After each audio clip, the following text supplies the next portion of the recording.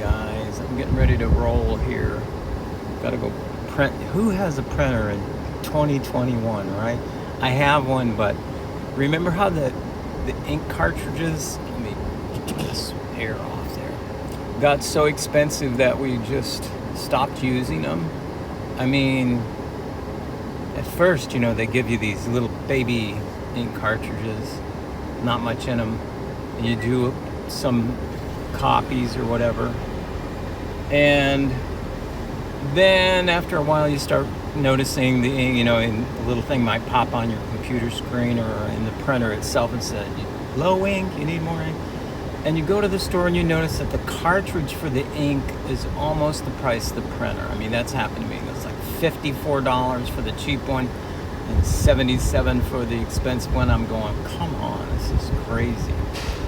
So for my $54 or $77, I get in my car, which is super economical, and drive to what used to be a Kinko's store. It's just called FedEx Shipping or something like that now. It's still FedEx. And just do it there. I mean, it's all of like, I don't know, 9 cents a sheet or something like, not even that, I think, So it's a beautiful thing, and it helps me get out of the house, which is what I'm doing. And gonna take you along. And still in the moving phase. I got some trash out by the road, and I was asking the county trash people. I said, hey, I got the trash out here, and the trash guy's already come by, and is there a special day for the trash? That how they come with those automated trucks and just pick up your bin, and that's the end of it. She said, no. She said, leave it out there. They have till 6 p.m. for the trash that's on the side of where your trash bin sits. So, I'm leaving it there. We'll see what happens. Don't want any bad stuff to happen. Like me taking it back in there or taking it to the landfill. That would be absolutely big waste of time for me. So, let's see. Almost done. We have the kitchen to pack. Remember, this house has furniture in it, and it's not ours, so it's like it's fully furnished. All we have to do is get our little things, but you would never believe how much stuff you have until you do one of these moves, right? It's like incredible. Now, I did an experiment that I want to tell you about, which involved therapeutic ketosis. And it was like last night, I tweeted about this. I thought, man, I'm finally reached my fat input where my kcal numbers, the numbers of energy that I had to have versus what I was expending, when matched up. So, gotta make me happy, right? Why that isn't so important, I'm glad I used Cronometer, because Cronometer does a really cool thing. It measures from my Fitbit. It will tell how much energy I'm expending. This is not scientific, but it's pretty, it's at least it's data going in there that I don't have to type in there. It's telling Cronometer, yes, the guy's up and moving around. Doesn't say how much you're lifting or any of that kind of stuff. But it does give it some data to start working on, which I find, really good. So it's telling Cronometer that I'm working, I'm doing things, right? And what's kind of cool is that in real time, this thing is updating how much more energy you need. So it'll start out, this is crazy. It starts out and already says you need 1,000 kcals. I think mine's 1,300 to get going. And that is because it uses your resting metabolic rate, I think it's called, something like that. Anyway, I don't know all the science, the scientific names and stuff, but what it's trying to do is grab how much energy you would use just living, right? Without doing anything, just breathing, maybe walking around, like doing little things, just existing. You're going to use this much because this is how old you are, and some other things. This is your fat, your what do you call it? Your percentage of fat of your body fat, and how much you weigh, your height. It uses all these things. It comes up with a number. It says, okay, this guy here is going to use 13 kcals, 1300 kcals, just starting up. As soon as you wake up and hit that Cronometer device, it'll say, okay, there you go. From Fitbit. It'll say from Fitbit on there. And then as you go through your day, it'll say, this is the cake, this is the energy that you've ingested. In other words, if you eat a hot dog, or if you eat like a hamburger or a piece of steak, or whatever it is you're eating, it's going to say, this is the amount based on all the, they put so much data inside this Cronometer. Based on all the data, this piece of 6-ounce beef or whatever you're doing, or chicken or fish, or whatever little protein you're eating, or if it's a fat thing, it's going to say this is how much energy you're going to get out of that piece, right? Then you have your energy that you're using, and then the third little thing is, are you ahead or behind?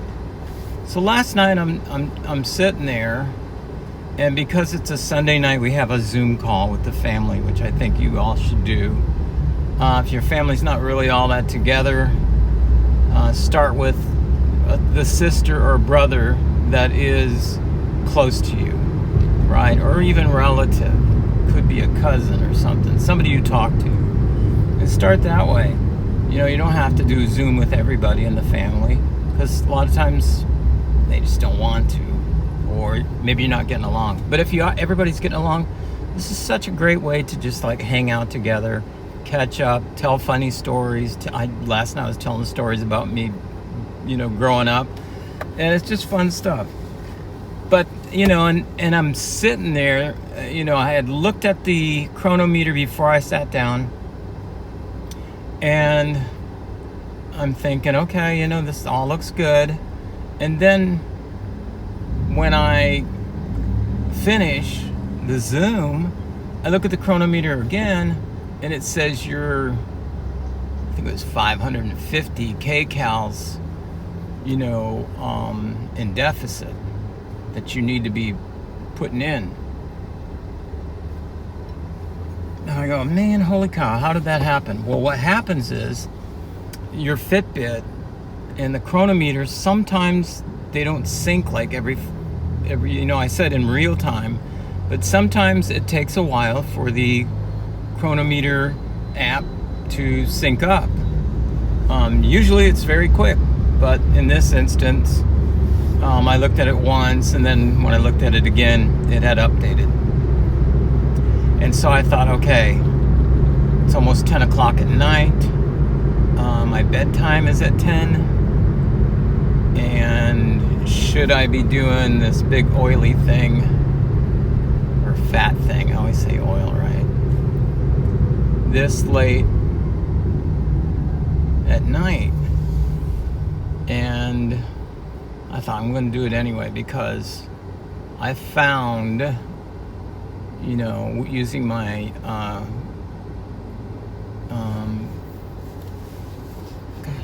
keto, oh yeah, here we go, Keto Mojo. It's got such a weird name, I forget it. That if I hit my fat number, usually I'm going to be to a point where my GKI, my glucose ketone index, is going to be okay in the morning. So I made the cup of stuff.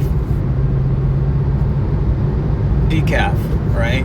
Even though I know decaf has some caffeine, I thought, that this stuff probably tastes heavy whipping cream and MCT oil. Probably tastes disgusting with tea.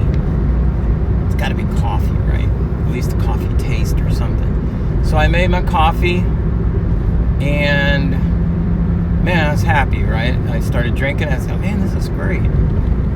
And while I was doing that, I was getting ready for bed, had everything all set up. It was just going to be a beautiful night. But I was looking at and then this also was the first night with I bought some potassium chloride off of Amazon. It's that bulk supplements, you know, the bag. And in the remarks, I was just surprised about the remarks, because in the remarks, most of the people are people that are, you know, do keto or, you know, extreme. So, and they say, like I thought, it's super good for fasting because you need your minerals and electrolytes for fasting. And potassium chloride is one of the best ways to get potassium in your system. Potassium's it's a salt. This stuff tastes like salt. Couldn't be any saltier, but it's good. And I put that in there as well.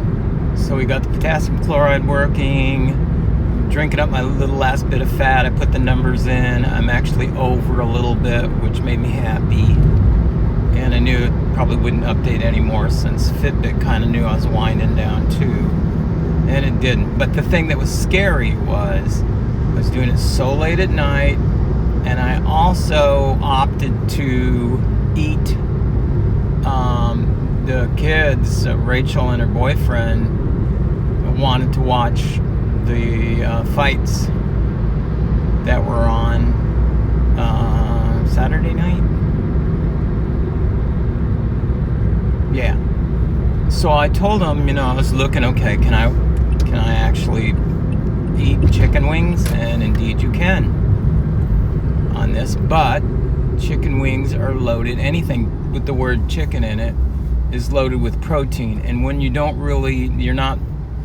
looking after protein in your diet, like me, I'm more interested in fats and proteins, remember? I don't want no proteins turning into glucose. And I especially don't want the protein, if I exaggerate, kicking me out of ketosis, which it has been doing a little bit. Did it twice. Remember, my fats were too low and the protein was almost 47 grams. So I was at like 37, I guess. I was like, I had a little stretch room in there.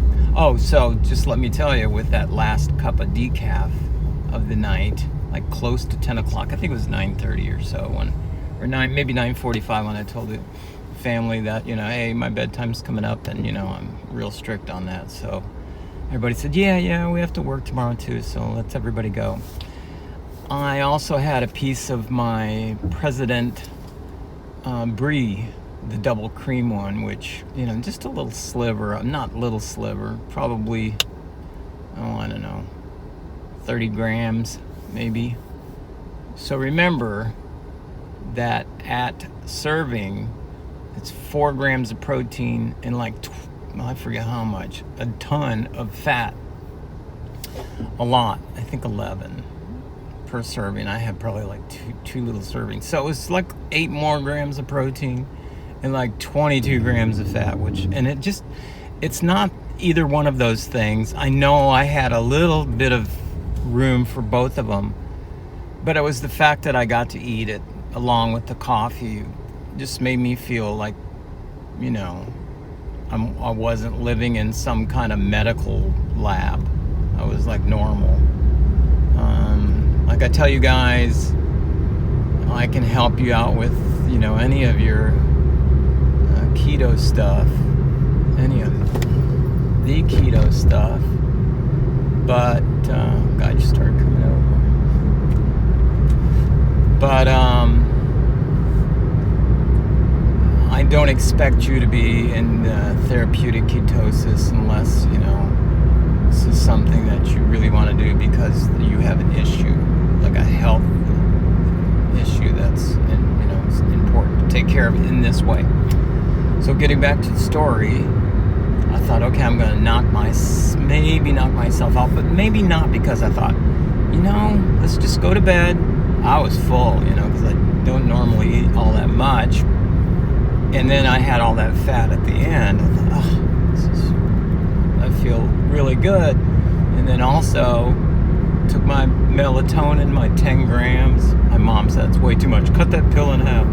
But I'm still taking it. Dissolves under your tongue. It's great stuff. Puts me right to sleep. And Matthew Walker, the sleep specialist guru, said it's okay to take melatonin. It's not going to kill you. It's not going to get you addicted. All right? And it's not going to be too much that if you get off it, your body will produce it again. So morning comes along and I'm thinking, okay, here's what I'm going to do. Normally I take my readings with the Keto Mojo at 8 o'clock every morning, right? And I thought, since this happens so late at night, I'm going to go till 10 o'clock to take my readings. Won't need anything. I'll have a cup of coffee, but without any of the stuff in it, just black coffee. And also I'm going to have water to drink. And then 10 o'clock rolls around, I kind of forgot about it. And then when 10:30, I go, hey, wait a minute, I haven't done my measurements yet with the meter. So I put it all together, and hit my thumb up with a prick and get the blood out and into the meter to see what's going on.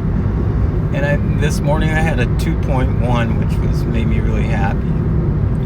And because it showed me that I could eat a little more than I thought I could as far as protein goes, as long as I kept my fat in check. So I've eaten my protein for today. I had 6 chicken hearts and 4 ounces of grass-fed hamburger, and it made me a patty. And let's see, I also forgot, I had all this sauteing in 4 tablespoons of butter, grass-fed butter. We're almost to our destination here, but it was so wonderful. And then now I'm having my keto coffee that's off the charts. So, and life is good, right? Yeah. So I wanted to report to you that the deal about measuring stuff is just so important. When you can measure it, then you can tell, okay, I'm still in ketosis. I'm not screwing stuff up, right? By doing this or that. I had my doubts, but I've come to find out that if I get my fat number right, and I try to stay within my protein number, I'll be okay. Even though I think I should do less, because my fear is that the protein may turn into glucose in my body, and I don't want that. Did I do yesterday? Let me see with that food that I had. I did kind of do it in 2 different portions. I just want to tell you that. This morning, no. I just had all that stuff in a bowl, put my different spices on, a little Tabasco, a little cayenne pepper. Man, I was in heaven. It was really good. Yeah.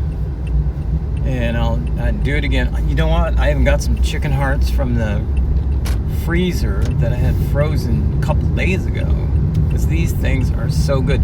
The reason why they're so good, remember that organ meat is very highly dense and just full of all kinds of nutrients. So you want that kind of stuff, right? And they cook up so well. They're not high in protein. They're not high. They're not too high in fat. I wish they were, but they're not. They're just, stuff. Oops, ran out of parking spots here. So we'll find another one. Oh, here we go. Really nice one right here. So yeah, chicken hearts are my little favorite food. The reason why I did the hamburger meat is because I had purchased the hamburger a while back, and this was uncooked. Not a while back, maybe, but and I think either early this month. Yeah, it was early this month. I got it at Target. Remember when I did that Target shopping? I did it then, and then I had some, and then I sealed it with the vacuum thing, the vacuum sealer, which I did again. And that stuff, you could not smell anything. It was so fresh this morning. But what I wanted to do was check to see if that stuff was fresh. Because if I would have eaten some of that beef and then put it in a baggie or something and thrown it in the refrigerator, even though my refrigerator is super cold, like some stuff in the bottom actually forms a little ice sometimes. That's how cold it is. Got a lot of stuff in it. But, my thought was, if this sealing thing works really well, then I'm not going to have to worry about stuff. And I opened that up and smelled it and couldn't smell anything. I said, man, that was worth the investment to get a vacuum food sealer, for all these things that I'm eating. Especially like when you buy $3 of chicken hearts at the international store that I have here. That's like 50 chicken hearts. It's a lot of chicken hearts.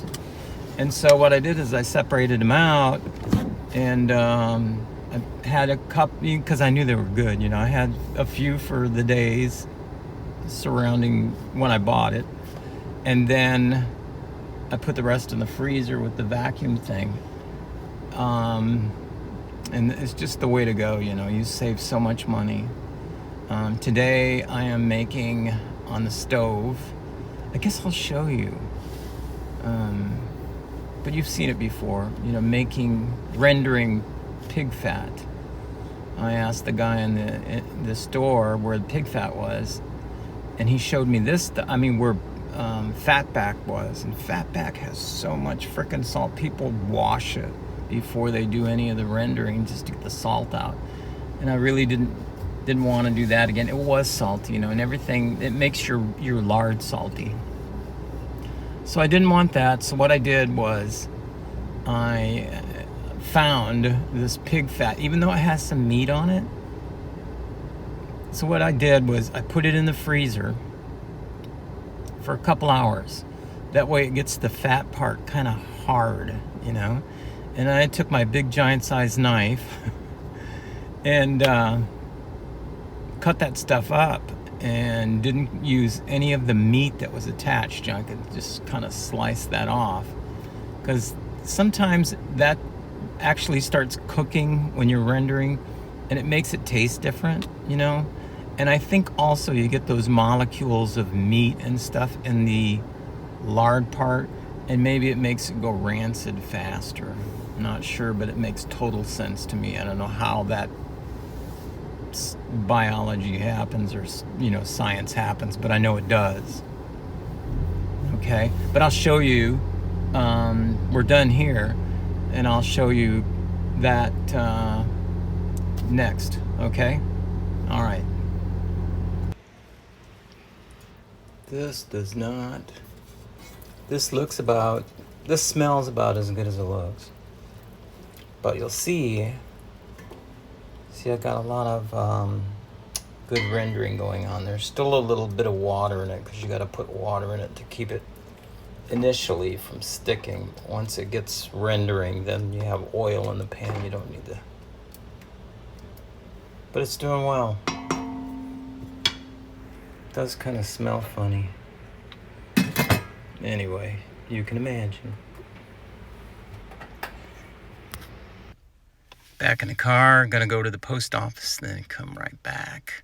But I just want to say thank you for subscribing, for watching, for giving the thumbs up if you can. And I appreciate all of you. And tell your friends about this channel if you find it interesting. Okay. All right. Have a good afternoon, morning, evening, wherever you are. And thank you so much. Catch you tomorrow.